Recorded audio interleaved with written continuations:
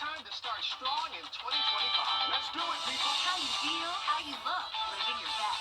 Come on, start strong. Come on, start strong. Come on, start strong. Got finished with this one. It's a chilly start to January for us, and it will get even colder next week. Mostly sunny and dry days, but we will be tracking rain on Monday and maybe even a slight chance of some winter weather over the next 10 days. I'll have all those details coming up. Right now on News Channel 6 and 7, as the nation prepares to say goodbye to former President Jimmy Carter, we have reaction from Plains, Georgia. Also ahead, making the best out of a bad situation, how an artist transformed the debris from Helene into something special. And as the temperatures drop outside, how you can be prepared inside is your News at 7 starts now. Live from Television Park, this is WJBF News Channel 6 at 7.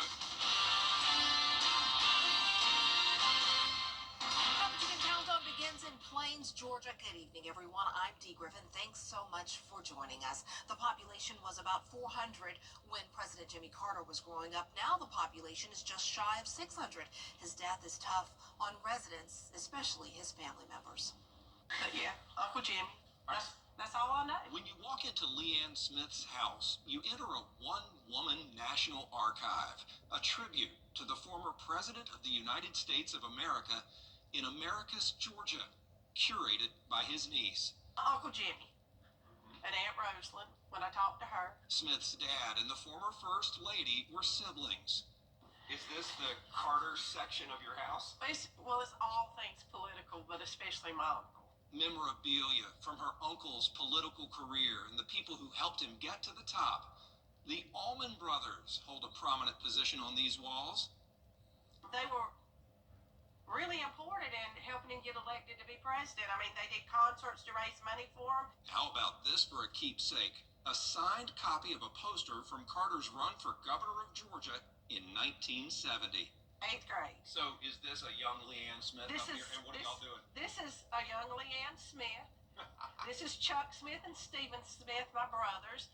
And this is downtown Plains on one of the primary. You know, we were waiting for election returns to come back for a primary. A primary that sent her uncle to Washington and, years later, earned her a perfect score on her high school senior project. I'm all about some politics. Smith is also all about family. Actually, I don't ever remember a day in my life without him. You know, I mean, they were just, even no matter, I mean, like when he was governor or whatever, they were always in our life. Smith is also all about family. No fancy titles, just fond memories of fun times. Christmases were special. Uncle Jimmy had a certain chair. Aunt Rosalind was in a certain place. You know, my dad, my grandmother always was in the rocking chair. Leanne remembers when things went to the next level, though, when her family became the first family. Getting to spend the night in the White House. You know, my senior year, my grandmother took me up there during Christmas, a couple of weeks before Christmas, and we spent a week. And now, another time of transition for this family. A time to mourn, to celebrate, and to wonder what's next. When he went into hospice, I just kind of, you know, it was just, who's going to step up? You know, granted, yes, he's my uncle, but I think he was the good, you know, the good in the world, and it's like, who's going to fill his shoes? While Leanne waits to see who will pick up where her humanitarian uncle left off, she'll continue to contribute to this hallway. Remnants of a time gone by and reminders of a powerful couple. People who went from a small town to the world stage. I may not be able to step out into the world and make the impact that he made, but if I make a few steps every day and try to be a better person and nice to people and show kindness and empathy and compassion, that, you know, we all can help. Leanne and other members of the Carter family will be preparing for the events to honor him in the coming days. It all starts with a motorcade that will take his body through town one more time on Saturday morning before heading to Atlanta and Washington, D.C. for services. A somber mood in southwest Georgia as President Jimmy Carter's hometown mourns his death. There are reminders of his connection to this community everywhere, not just the national historical markers you see when you start to get close to Plains, but the local signs and symbols and sentiments that let you know he's beloved there. It is amazing because, I mean, he's just an amazing individual in so many ways. And I think to many people that did not grow up in Plains and live in Plains their entire lives, it may seem surreal to walk by a former president of the United States and say, "Hi, Mr. Jimmy, how are you doing today?" And him respond and smile and just talk and be himself. But that's the way it is in Plains, Georgia. That was normal for us. Mayor Racker and other local leaders getting set for the spotlight to shine once again on Plains in the coming days as the Carter family is arriving today and tomorrow. Well, it's time now for a first look at our weather, and Chief Meteorologist Jennifer Tranchi joins us now. It was a chilly but sunny day today, so no complaints there. It is January. Yeah, exactly. I mean, these are just typical winter temperatures for us now. Next week, a little bit abnormally cold, you could say, and we'll get into that in just a moment. But right now, on our Terry Lambert Hyundai Skyview cam over at SRP Park, we do have nice, clear, and dry conditions. This morning, we had a low of 28, and that puts us well below our average of 36. High today only made it to 54 degrees. Around the CSRA, temperatures are at least a few degrees cooler than this time yesterday. 13 degrees cooler now in Augusta, and that's putting us in the upper 30s in both Augusta and Aiken. 43 still in Thompson. Evans, you're at 44. 44 in Millen. 43 in Bamberg. Wrightsville at 44. Gibson, you're at 42. And right at 40 in Lincolnton and Edgefield. The dew points are in the 20s, so we do have some very dry air in place. Not expecting any fog tonight, and the winds are pretty light, so only up to around 5 miles per hour. But with the clear skies and the calm winds and high pressure overhead, that definitely means it will be a cold night for us. So not much going on across the southeast for now. We are watching this cold front, though. It's a dry front, but it will bring us some breezy winds tomorrow and a little bit of cloud cover to start our Friday morning. Temperatures will be in the upper 20s. Then we'll be climbing into the mid-30s by 9 a.m. As we look ahead over the next few days, sunny and breezy conditions on Friday, and then a dry, beautiful Saturday for us with even cooler weather. And then on Sunday, we'll introduce a 30% chance of rain, and that rain will linger into Monday. I'll have a look at your futurecast for that coming up, but back to you, Dee. All right, thanks so much. We'll see you then. With the cold temperatures on the way, local organizations are working together to make sure the homeless are warm and safe. Graham Lee has more. The face of homelessness certainly has changed over the years, and these are individuals that are struggling just to make ends meet, not necessarily ones who are just destitute and at rock bottom. The Salvation Army facility on Park Avenue is coming off of its busiest time of the year, and the shelter is still at capacity. With more people on the way looking for shelter due to cold weather, they have their plan in place. During the day, anytime the temperatures are beneath 40 degrees, we open up a facility for individuals to come in, to sit. We have warm soup always available. We have our caseworkers on hand to assist people with helping connect the dots back to a place of self-sufficiency. The need for help is also drawing 3 nonprofits to join forces. They all go out into the community working to make sure the homeless are taken care of. They're all getting ready ahead of next week. Tents, sleeping bags, gloves, hand warmers, hats, socks, stuff like that. You know, the normal everyday things that people take for granted. We also take that opportunity to find out whether or not we can actually point them to a place where there's a warming station. Say the temperature is below 32 for a certain period of time. We know that there are some places that might be open. We contact other organizations, whether it be a church or other nonprofits that have a space where they can be housed. Bringing all these ministries together and all of these callings to serve the homeless, we're really looking forward to being able to meet individuals first where they are on the street, then bring them into our space, and then give them the resources that they so richly desire.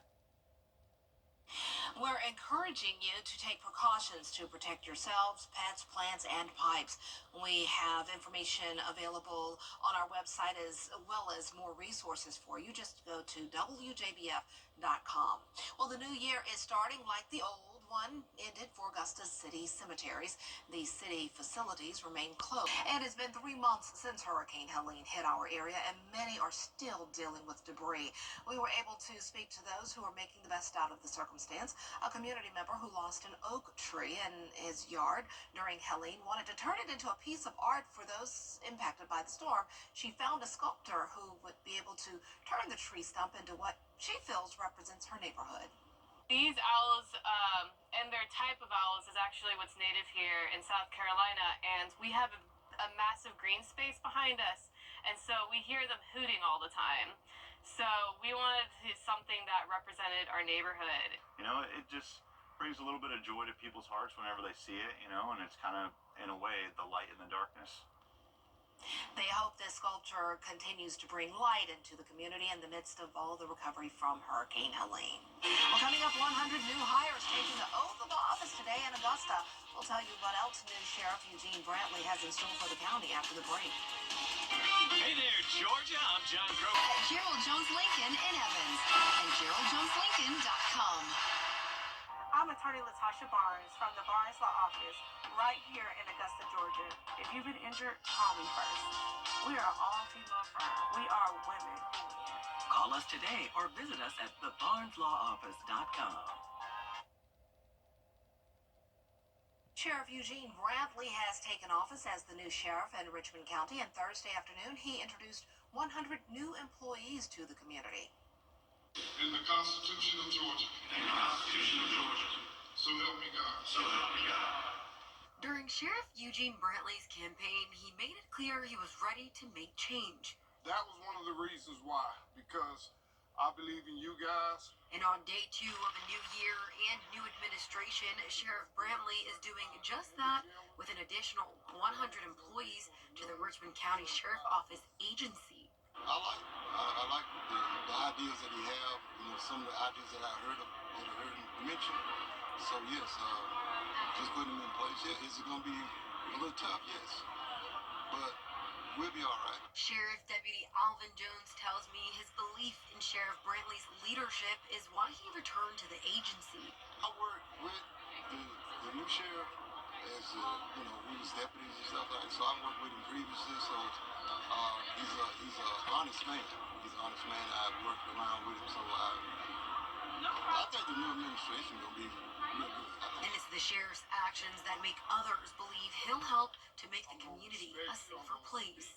I started my career here back in 2016, so coming back with the new administration and their belief in giving back to the community and trying to help the community get become a better, safer place for the citizens is why I came back. With a new sheriff in town, that means a new logo or two.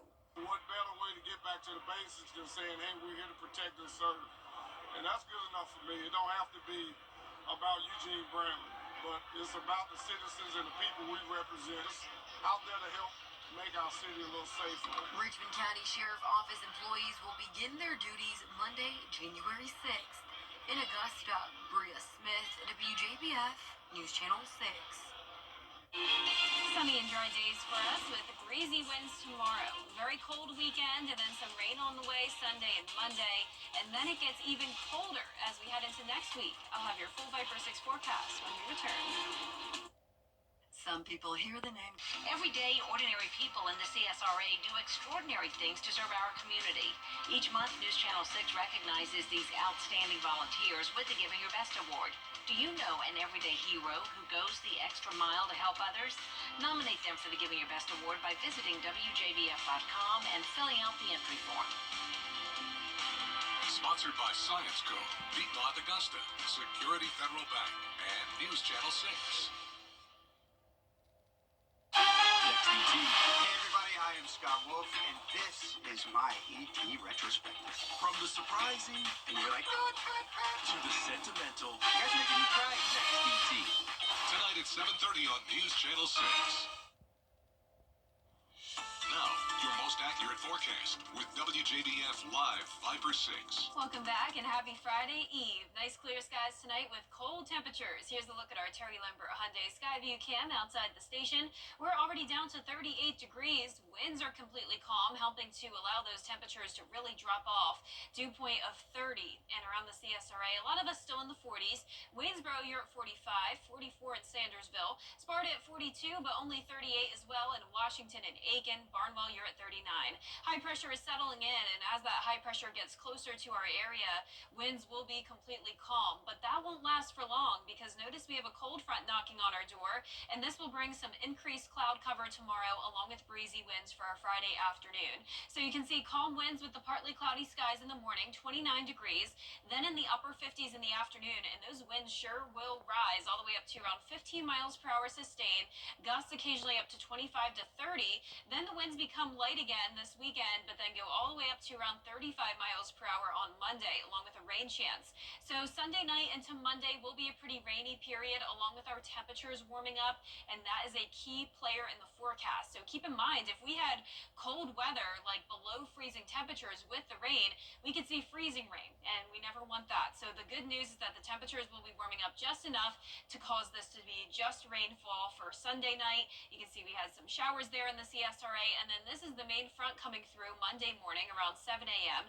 So just the rain for us on Monday. So I know there's a lot of talk about winter weather. You don't have to worry about that at least over the next 5 days or so. Notice parts of Tennessee, North Carolina, up towards the mountains, and maybe even northern Georgia could get a little bit of snow, but other than that, it's just a rain event. So temperatures are climbing from 28 degrees in the morning to 42 on Monday morning, so well above freezing.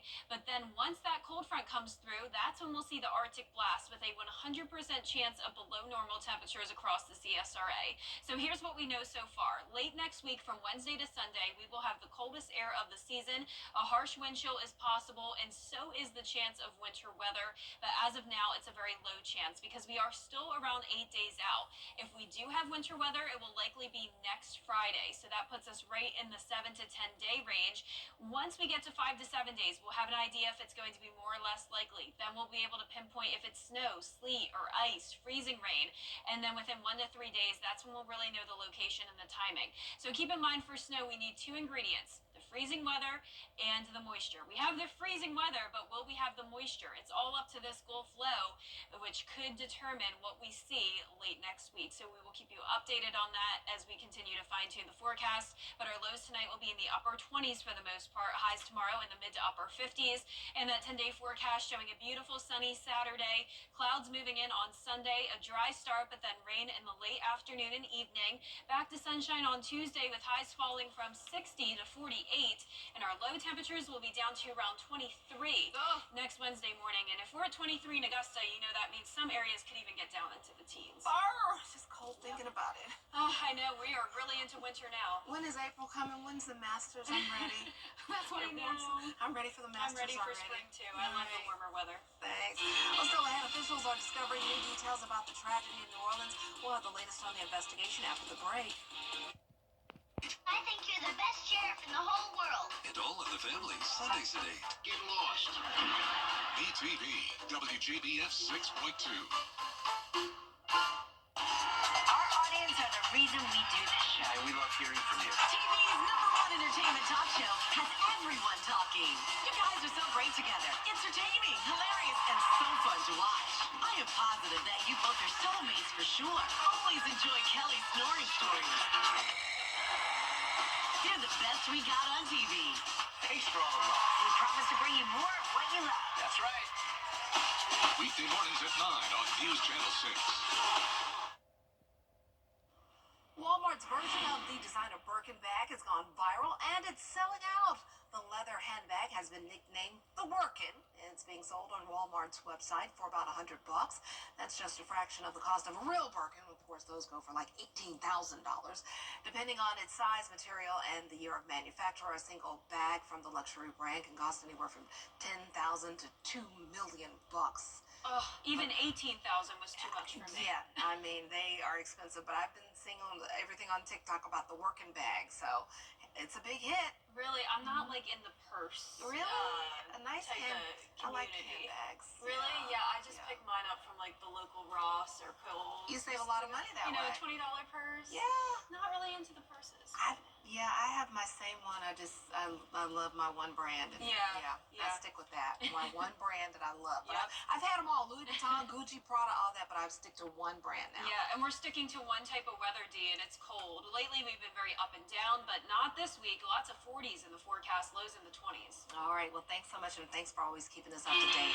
Our next news continues at 10 on MeTV, but Entertainment Tonight, our buddies over there, they're next. Have a great evening.